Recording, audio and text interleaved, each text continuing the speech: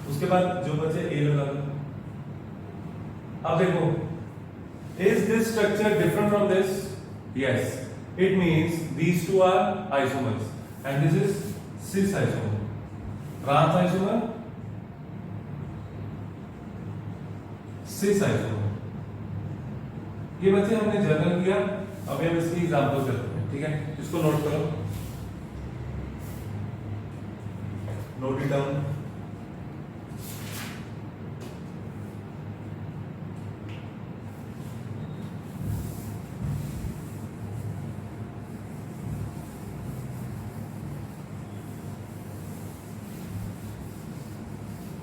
देखो इसी कैटेगरी में हमारे पास एक एग्जांपल आती है हम लोगों की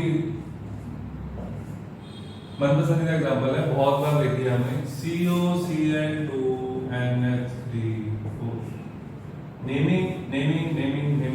नेमिंग की प्रैक्टिस इसीलिए इतनी ज्यादा जरूरी थी। आप लोग यहाँ पे आके एग्जांपल्स वगैरह ढूंढना आपके लिए बाएं हाथ का खेल होगा, है ना? एग्जांपल्स आप इजीली बना सकते हो, कोबाल्ट पे चार्ज भी लिख सकते हो खुद से, यहाँ पे प्लस चार्ज रहेगा वो पता है, क्योंकि ये 2 है तो कोबाल्ट +3, ठीक है? तो ये सब फायदा होता है अगर नेमिंग बहुत अच्छे से आती है, ठीक है? उसके बाद इसके आइसोमर बनाने में कुछ नहीं है, कोबाल्ट। अगर मेरे को ट्रांस बनाना है, यहाँ पे क्या लगाऊं बताओ? अगर मेरे को ट्रांस बनाना है, यहाँ पे क्या लगाऊं? NH3 या Cl? Cl, right. Cl NH3 NH3। This is trans isomer and here is cis। इसको बच्चे ऐसे ही लिखना है, यहाँ पे आधा नंबर कटता है वो नहीं कटवाना, ठीक है? कोबाल्ट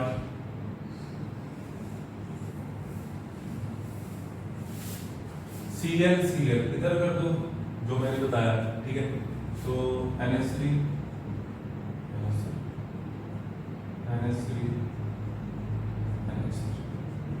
ये हो गया सिस, ये हो गया trans. I hope this is clear. लिख लो बच्चे सिस फॉर्म, ट्रांसफॉर्म, और देखो यहाँ पे मैंने नहीं छोड़ दिया, प्लस चार्ज लिखना, ठीक है? Trans isomer, cis isomer. पढ़ते वक्त बहुत आसान लगेगा, सारी बातें दिमाग में डाल लो फिर तो कभी भूलेगा नहीं, ठीक है? इसलिए ये टॉपिक रिवीजन मांगता है, ठीक है? आप लोगों को रिवाइज करना पड़ेगा, मैं दोबारा भी टेस्ट लूंगा इसका, ठीक है? इसको नोट कर लो अच्छे से।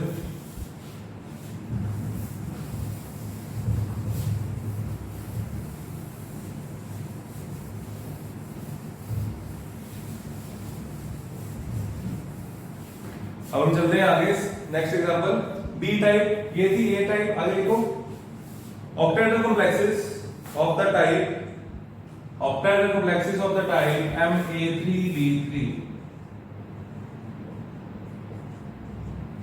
Ma3B3 ये एक स्पेशल फिनोमेना शो करते हैं, सिस ट्रांस नहीं शो करते, तो फिर क्या शो करते हैं? ये शो करते हैं फैक्मर, ठीक है? क्या शो करते हैं? फैक्मर आइसोमरिज्म, ठीक है? कैसे वो होता है, बनेगा तो octahedral, right? Octahedral is here, उसके बाद दूसरा ऑक्टाहेड्रल, 1 2 3 4 5 6, ठीक है? 3 बॉन्ड एक ही प्लेन पे रखने हैं, 1 2 3।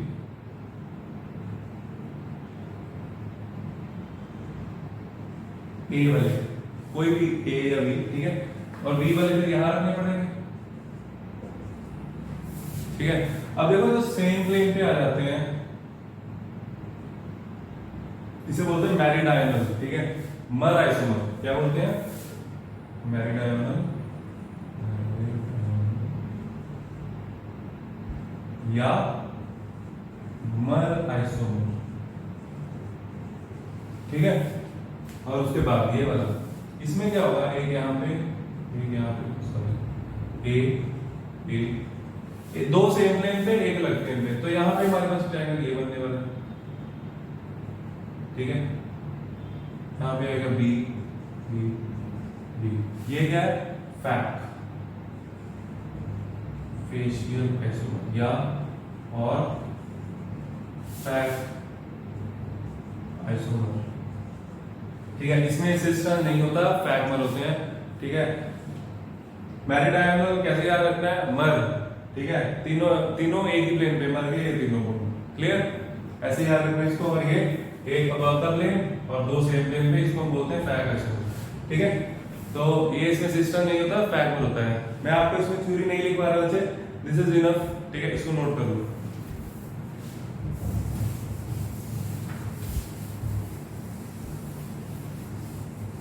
इसकी एक एग्जांपल दे देता हूं, वो आप लोग बना लेना।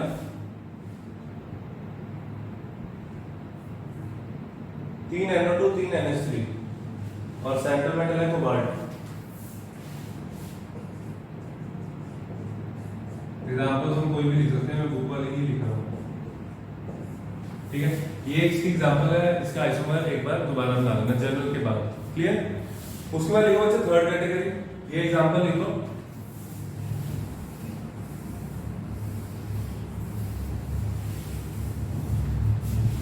Write down third category, very important category. Write down octahedral complexes having didentate ligand of the type MAA2X2 and MAA2 XY।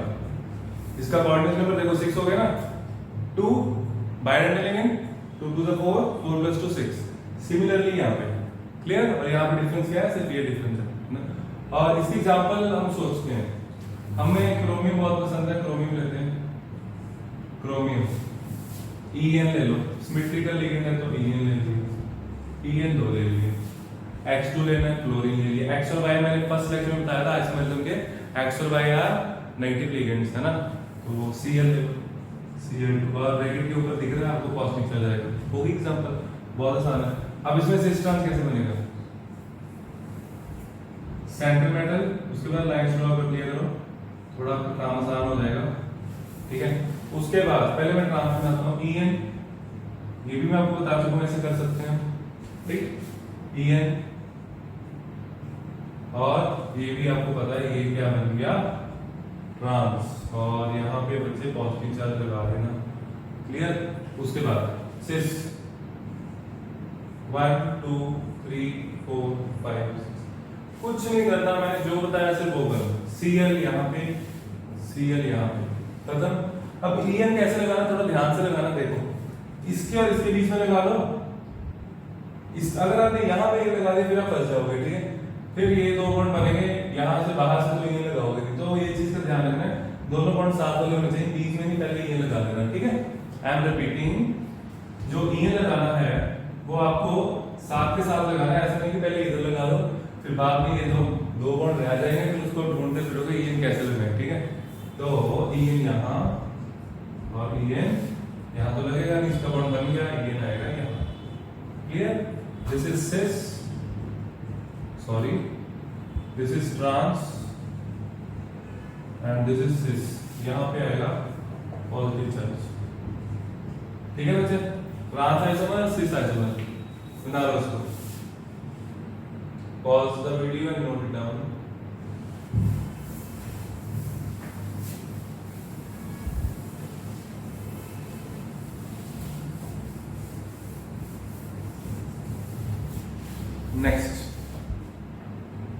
Next category बहुत अच्छी कैटेगरी है, देखते हैं इसका आंसर कौन भेजता है आज, ठीक है, संडे को, ठीक है। octahedral complexes having 6 different ligands of the type this M A B C D E, 6 different ligand है, तो इसके टोटल आइसोमर जैसे हमने MABCD में बनाए थे, इसमें भी बनेंगे, इसमें बनेंगे 15।